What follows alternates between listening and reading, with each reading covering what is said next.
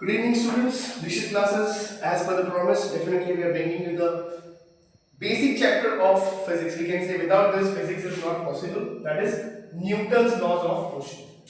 We all know Newton's law हमने तीनों बहुत बार देखा भी है, समझा भी है, बट अनफॉर्चुनेटली क्या होता है कि हम लोग कुछ बच्चे रट लेते हैं, कुछ बच्चे उसको बिना समझे जो है रट लेंगे, उसके बाद में जब उसका एप्लीकेशन होता है, जो हमारे एंट्रेंस एग्जाम्स में इनके एप्लीकेशन आते हैं, वो हमें समझने जरूरी है। तो आज हम लोग देखेंगे तीनों laws, Newton's laws of motion के और एक्सप्लेनेशन के साथ देखेंगे। So we can say first law of Newton is every body continues to be in state of rest or in uniform motion unless and until it is disturbed by external force। Simple line में अगर बोला जाए, ये law जो है कोई भी चीज या कोई भी नॉन लिविंग थिंग, यहाँ तक ये तो हम लोग ऑर्गेनिजम्स के लिए भी लगा सकते हैं। फॉर फर्स्टली हम लोग बोल सकते हैं प्लैनेट्स अपना काम कर रहे हैं, they are revolving around the sun, okay, and by its own axis also. वो अपना काम करते रहेंगे, कब तक करते रहेंगे, जब तक कोई एक्सटर्नली उसको डिस्टर्ब ना करे। फॉर एग्जाम्पल ये डस्टर जो है या फिर ये मार्कर, ये यहाँ पर ही रहेगा, कब तक, जब तक कोई इसको डिस्टर्ब करके नीचे ना जाए। Okay, so this is called as a Newton's first law. और हम लोग हमारे लिए भी एक एग्जांपल ले सकते हैं न्यूटन्स फर्स्ट लॉ का। क्या आप लोग मोबाइल में इतने अच्छे से घुसे हुए रहते हो विद सोशल मीडिया, कब तक आप उसमें बिजी रहोगे, जब तक आपको कोई एक्सटर्नली डिवाइड नहीं करता है, डिस्टर्ब नहीं करता। जैसे कि फॉर एग्जांपल मोबाइल का बैटरी डाउन होना, इसको भी हम बोलेंगे external force.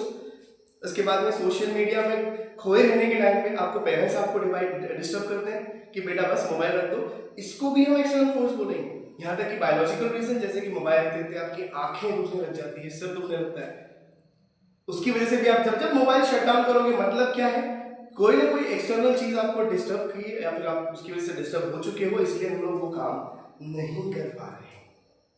So basic example क्या आएगा, डेफिनेटली कोई भी चीज नॉन लिविंग थिंग अपना काम करती रहेगी या एट रेस्ट रहेगी, कब तक, जब तक उसको कोई बाहर से आकर डिस्टर्ब ना करे।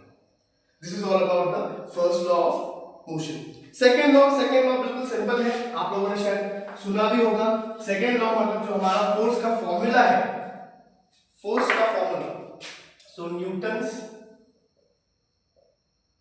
सेकेंड लॉ बेसिकली आप लोगों ने जो फोर्स का फॉर्मूला देखा है, मास इनटू एक्सेलरेशन, ये फॉर्मूला जो हमको मिला है वो सेकेंड लॉ से ही मिला है। ओके, और इसके हमको फोर्स के साथ साथ हम लोगों को मोमेंटम भी मालूम चाहिए। मोमेंटम का फॉर्मूला होता है मास इनटू वेलोसिटी। अब हम लोग एक अच्छे से देखिए, एक्सेलरेशन का फॉर्मूला हम और क्या लिख सकते हैं, it should be velocity upon time for the time. So आप ऊपर देख सकते हैं कि ये जो मास इनटू वेलोसिटी ऊपर आया है, ये हम इसको बोल सकते हैं momentum per unit time. But इसका एक्सप्लेनेशन क्या है, अब एक्सप्लेनेशन मतलब डेफिनेटली सेकंड लॉ बोलता है कि rate of change of momentum per unit time is called as a force.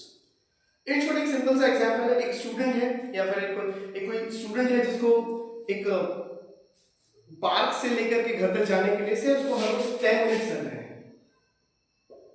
सो अगर ये 10 मिनट्स उसको हर रोज कवर करने के लिए लग रहे हैं, that is all about the momentum. मतलब उस स्टूडेंट का मोमेंटम 10 मिनट्स है, going from home to park.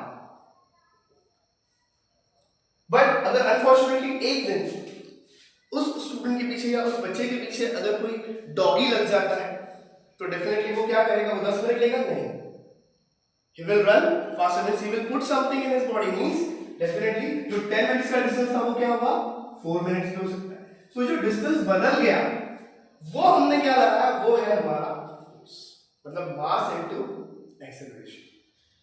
तो मोमेंटम का फॉर्मूला तो सिंपल है, मास इनटू वेलोसिटी। बट जब फोर्स की बारी आती है तो एक्सेलरेशन को हम लोग और डिवाइड कर सकते हैं इसमें। क्या, एक्सेलरेशन का फॉर्मूला होता है v minus u by t, where v is final velocity, u is initial velocity। so simple एक सेकेंड लॉ का हम लोग बोल सकते हैं rate of change of momentum per unit time is called as a force. अभी हम लोग ये वाले चैप्टर्स 8 स्टैंडर्ड 8 से पढ़ते आ रहे हैं, बट होता क्या है कि ये लॉज हम लोग 8 9 10 में सिर्फ एज अ लॉ देख लेते हैं, but when it comes to NEET and CET definitely ये ऐसे लॉज नहीं आएंगे, हमको इनके एप्लीकेशंस आएंगे। सो एप्लीकेशन समझने के लिए कंसेप्ट क्लियर होना जरूरी है। और इनके साथ साथ आपको इसके काइनेमेटिकल इक्वेशन जो दिए गए हैं होपफुली सबको याद आ रहे होंगे। तो first is like v is equal to u plus at, v square is equal to u square plus twice as, and last is s is equal to ut plus half at square. ये तीनों equations आपको याद करने जरूरी है और समझने जरूरी है। इनके बिना हम लोग बोल सकते हैं कि ये लॉस इनकम्प्लीट है। In this s is the linear displacement. ऐसे ही लॉस आप ऐसे तीन इक्वेशंस आपको जब हम लोग स्टैंडर्ड 12 देखते हैं तो उसमें रोटेशनल डायनामिक्स नाम का चैप्टर है। Same equations will come for a rotational, circular और angular motion also. This is for a linear motion. इसके लिए डेफिनेटली डिटेल एक लेक्चर हम लोग बाद में लेंगे, पर फिलहाल for the time being we are looking for the Newton's laws of motion. So second law, mass into acceleration, definitely उसका फोर्स आ गया। मोमेंटम के बिना ये लॉ अधूरा है। So we have to understand both momentum as well as the force. So simple language में हम बोलेंगे rate of change of momentum per unit time is called as a force. So force का जो भी development हुआ है या we can से फोर्स का फॉर्मूला आया है with the second law of motion. Now comes to the third motion, which is favorite for every single person. मुझे लगता है सारे स्टूडेंट्स में सबसे जल्दी लॉ जो है तीनों लॉ में सबसे जल्दी ये लॉ ही याद होता है सब लोगों को, दैट इज न्यूटन्स का third law. Simple, to every action